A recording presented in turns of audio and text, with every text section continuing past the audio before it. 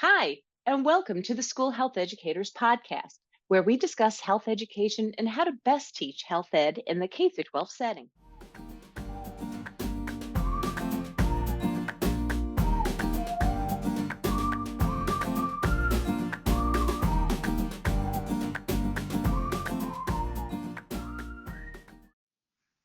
Hi, and welcome to the School Health Educators Podcast. I'm your host, Lori Reichel.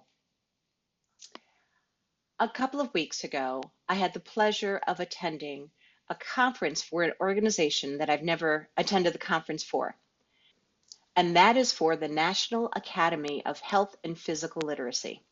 So I'd like to go over what my experience was like attending this national conference.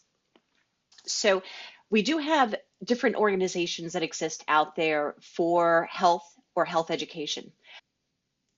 And if you go to the School Health Educators website, there's a whole list of these organizations in which I'm going to start sharing my screen for those of you that watch this podcast on the YouTube channel. So I'm going to share my screen to show you where you can find that list of all these organizations. Okay, when you go to the site, it's under the tab of More Resources. Under More Resources, you see Professional Organizations. And right there, the first link is for national organizations, and then the second one is state organizations with health education sections. So if I click under national organizations, you'll see the American Public Health Association, the American School Health Association, Eta Sigma Gamma, and a whole list of others. The National Academy of Health and Physical Literacy is also on there. And if I just really briefly too, Sophie's on there. That's the Society for Public Health Education. The Society for Health and Physical Educators, also known as Shape America's on there. So there's a whole bunch of national organizations, and we all hopefully attempt to work together to do the best we can to support the health of people in our world. National Academy of Health and Physical Literacy, what that organization does, in my eyes, is that it truly looks at the health literacy for people of all ages in the country. So health literacy as well as physical literacy. So what this means is it's providing correct, updated, age-appropriate information to an age group, as well as what skills are needed for that age group to be successful to apply that knowledge, as well as helping people realize they have the right to use these skills and this knowledge, and also that it's important. It's of importance. So if you look at the three domains of learning, which is the affective, cognitive, and psychomotor, the affective deals with the value and the beliefs. So for health and physical literacy, it's believing that these things are of importance for individuals and groups. If you go to the cognitive, it's providing appropriate functional health knowledge for health and physical literacy. And then the psychomotor, I actually put the skills for health education in there, and that is being able to make decisions for oneself or for groups. It's for advocating for oneself and for groups. It's communicating effectively. So that's health and physical literacy. That's my little short description of what that is. So going to my experience of attending my first national summit for the National Academy of Health and Physical Literacy, I was in Lake Buena Vista, which as a current New Yorker, it was cold in New York when I left, and it was nice and warm when I got to Florida, so that was really nice. Yet the whole conference was at one hotel, and that's the Drury Hotel, D-R-U-R-Y, which I'll explain a little bit more about that afterwards. So I get there, it was March 2nd to 4th. I get there on March 2nd, and I got there for a session, and I'll pull up some more information about these sessions. But I got there for the inaugural Applied Research Symposium. And Dr. Debbie Ray, or Rhea, was presenting on physical and health literacy, how to use evidence-based research to support your cause.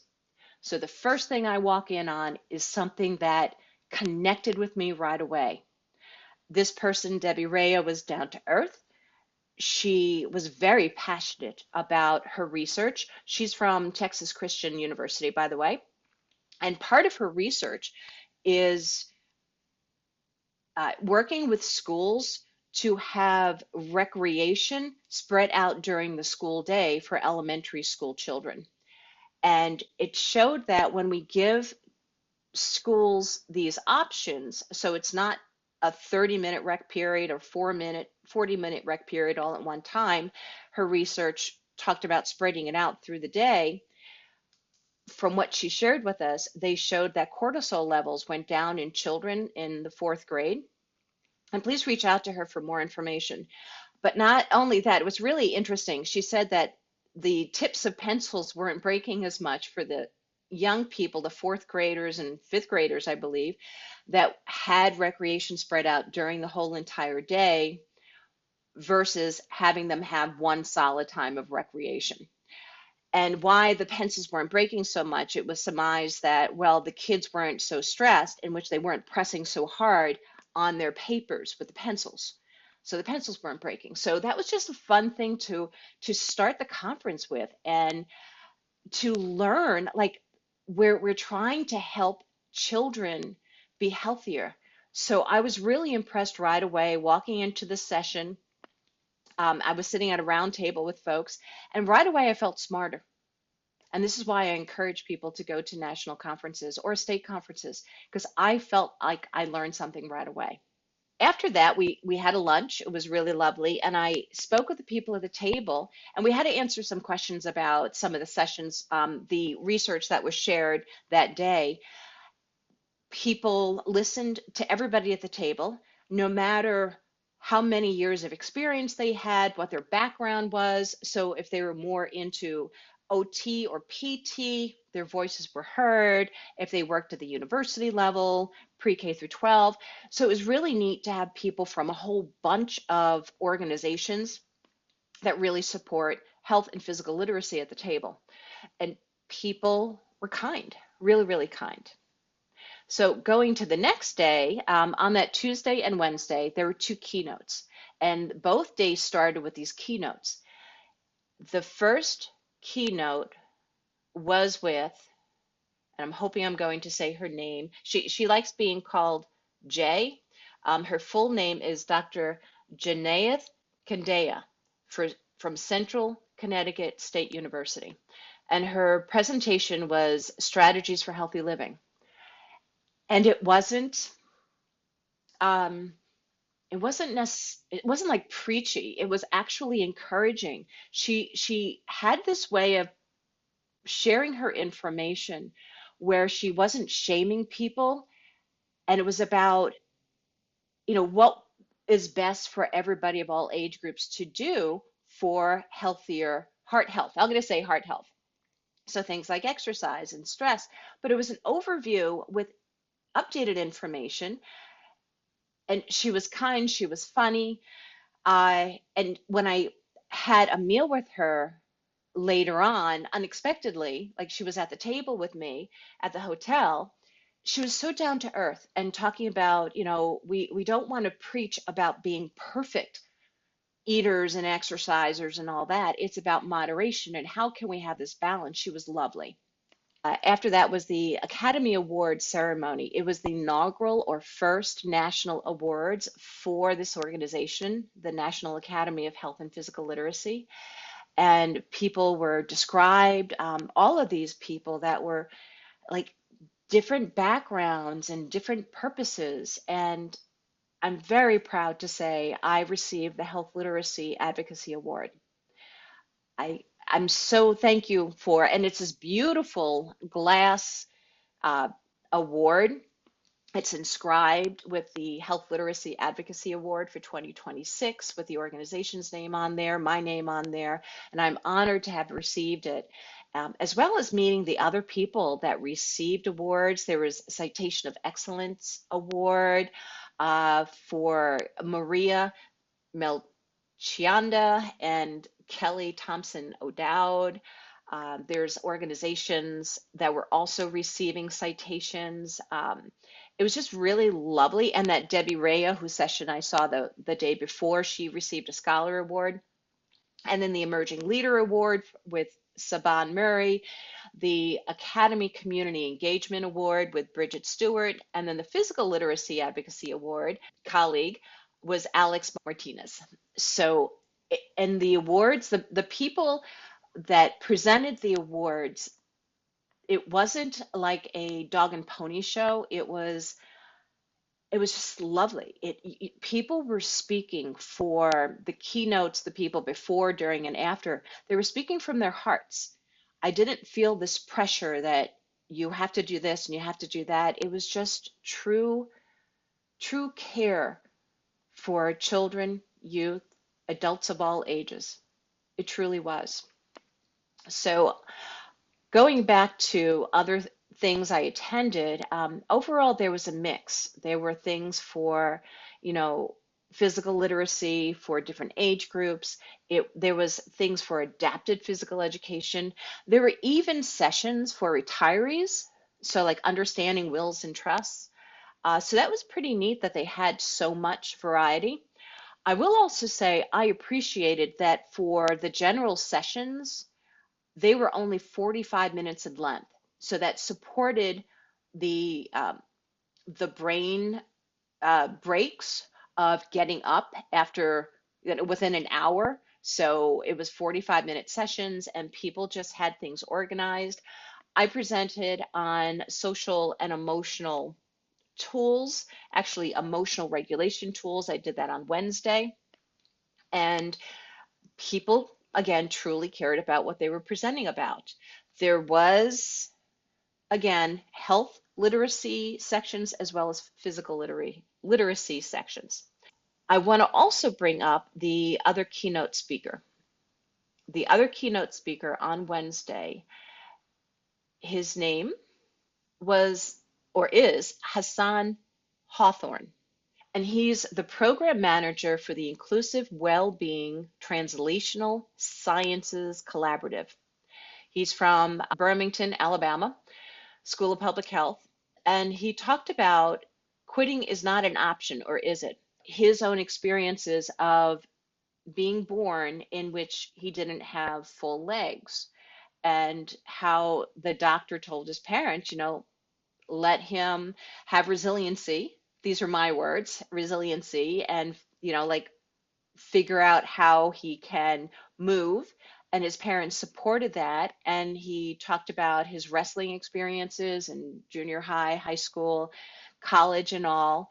And what I really appreciated about Hassan's presentation was that he wasn't this perfect person that, hid his mistakes.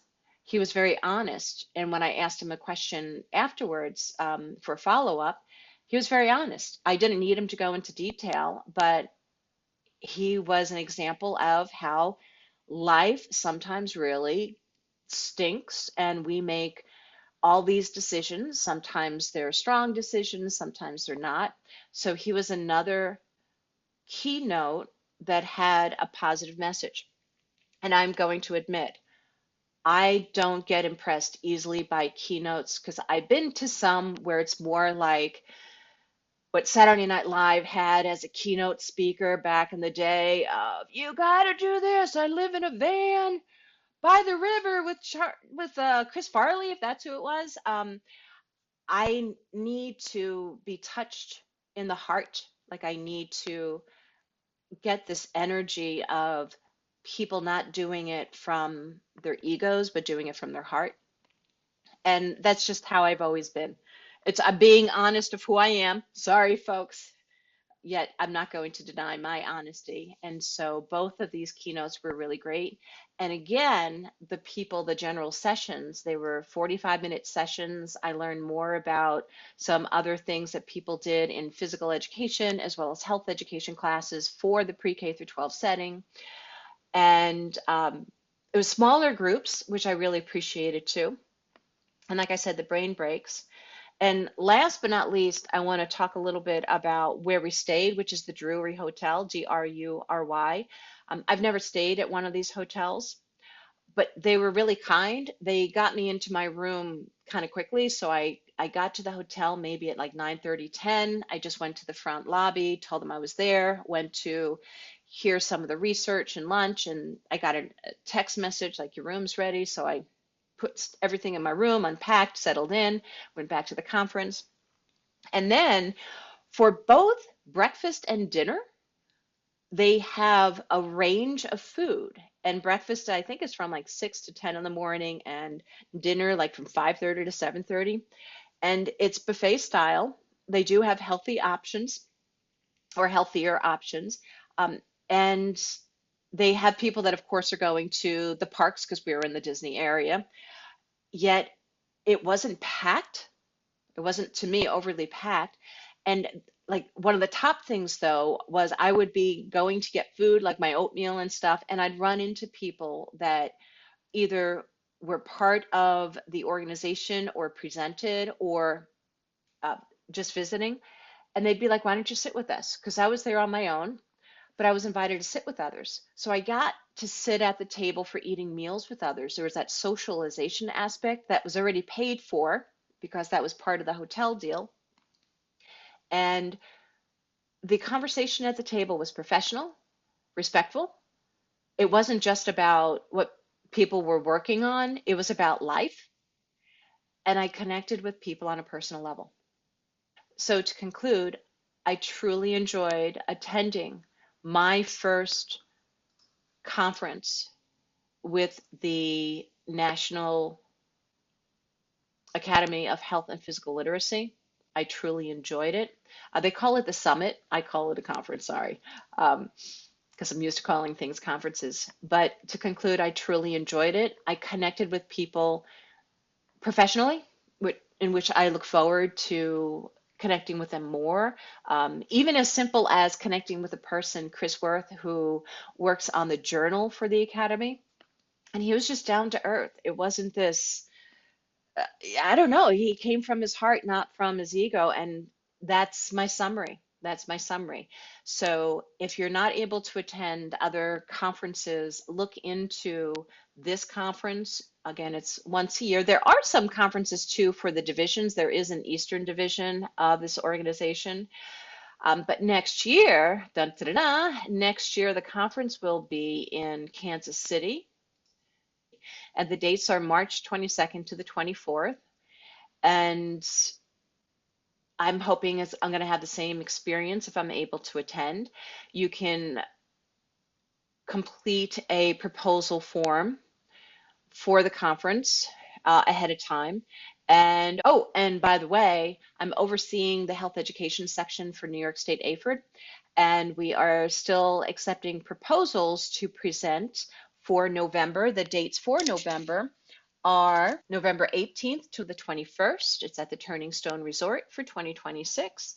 And if you go to the New York State AFERD website, you'll see a link to submit a proposal by April 15th. Get your taxes in and submit a proposal for New York State AFERD, or submit a proposal for the future National Summit in Kansas City next year when it becomes available.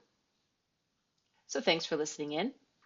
Like always, check out the School Health Educators website, and please give some thumbs up or stars for the podcast. If you want to be a guest, let me know. I love connecting with people. This has been one of my best ways for professional connections, by having a guest on the podcast. Last but not least, thank you for all that you do. You matter. You do matter. And children and youth and adults need us. So thank you for doing what you're doing, and stay well.